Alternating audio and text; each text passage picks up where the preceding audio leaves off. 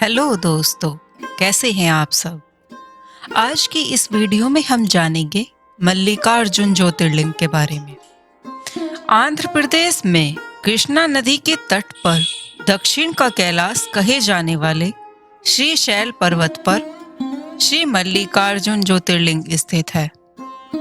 महाभारत, शिव पुराण तथा पद्म पुराण आदि धर्म ग्रंथों में इसकी महिमा और महत्ता का विस्तार से वर्णन किया गया है। पुराणों में इस ज्योतिर्लिंग की कथा इस प्रकार से वर्णन है। एक समय की बात है, भगवान शंकर जी के दोनों पुत्र श्री गणेश और श्री कार्तिकेय स्वामी विवाह के लिए परस्पर झगड़ने लगे। प्रत्येक का आग्रह था कि पहले मेरा विवाह किया जाए। उन्हें लड़ते झगड़ते देख भगवान शंकर और मां भवानी ने कहा, तुम लोगों में से जो पहले पूरी पृथ्वी का चक्कर लगाकर यहाँ वापस लौट आएगा, उसी का विवाह पहले किया जाएगा। माता पिता की यह बात सुनकर श्री कार्तिकेय स्वामी ने तो अपने वाहन मयूर पर विराजित हो तुरंत पृथ्वी प्रदक्षिणा के लिए दौड़ पड़े। लेकिन गणेश जी के लिए तो यह कार्य बड़ा ही कठिन था। एक तो उनकी काया स्थूल थी, दूसरे उनका वाहन भी मूषक चूहा था। भला वे दौड़ में स्वामी कार्तिकेय की बराबरी किस प्रकार कर पाते। लेकिन उनकी काया जितनी स्थूल थी, बुद्धि उसी से अनुपात में सूक्ष्म और तीक्ष्ण थी। उन्होंने अविलंब पृथ्वी की परिक्रमा का एक सुगम उपाय खोज निकाला। सामने बैठे माता पिता का पूजन करने के पश्चात उनकी 7 प्रदक्षिणाएं करके उन्होंने पृथ्वी प्रदक्षिणा का कार्य पूरा कर लिया।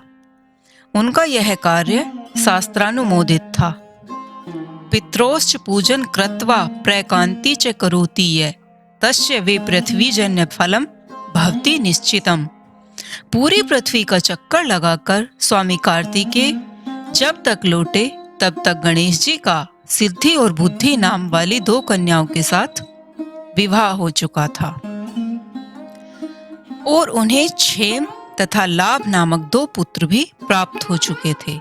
यह सब देखकर स्वामी कार्तिकेय अत्यंत रुष्ट होकर क्रौंच पर्वत पर चले गए। माता पार्वती वहां उन्हें मनाने पहुंची। पीछे शंकर भगवान वहां पहुंचकर ज्योतिर्लिंग के रूप में प्रकट हुए और तब से मल्लिकार्जुन ज्योतिर्लिंग के नाम से प्रख्यात हुए। इनकी अर्चना सर्वप्रथम मल्लिका पुष्पों से की गई थी। मल्लिकार्जुन नाम पड़ने का यही कारण है। एक दूसरी कथा यह भी कही जाती है, इस शैल पर्वत के निकट किसी समय राजा चंद्रगुप्त की राजधानी थी। किसी विपत्ति विशेष के निवारणार्थ उनकी एक कन्या महल से निकलकर इस पर्वतराज के आश्रम में आकर यहाँ के गोपों के साथ रहने लगी। उस कन्या के पास एक बड़ी ही शुभ लक्षणा सुंदर श्यामा गो थी। उस गो का दूध रात में कोई चोरी से दूह ले जाता था। एक दिन संयोगवश उस राजकन्या ने चोर को दूध दोहते देख लिया और क्रुद्ध होकर उस चोर की ओर दौड़ी। किंतु गो के पास पहुंचकर उसने देखा कि वहां शिवलिंग के अतिरिक्त और कुछ नहीं है। राजकुमारी ने कुछ समय पश्चात उस शिवलिंग पर एक विशाल मंदिर का निर्माण कराया। यही शिवलिंग मल्लिकार्जुन के नाम से प्रसिद्ध है। शिवरात्रि के पर्व पर यहाँ बहुत बड़ा मेला लगता है। इस मल्लिकार्जुन शिवलिंग का दर्शन, पूजन एवं अर्चन करने वाले भक्तों की सभी सात्विक मनोकामनाएं पूर्ण हो जाती हैं। उनकी भगवान शिव के चरणों में स्थिर प्रीति हो जाती है। दैहिक, दैविक, भौतिक सभी प्रकार की बाधाओं से वे मुक्त हो जाते हैं। तो धन्यवाद दोस्तों। कैसी लगी आपको हमारी कहानी?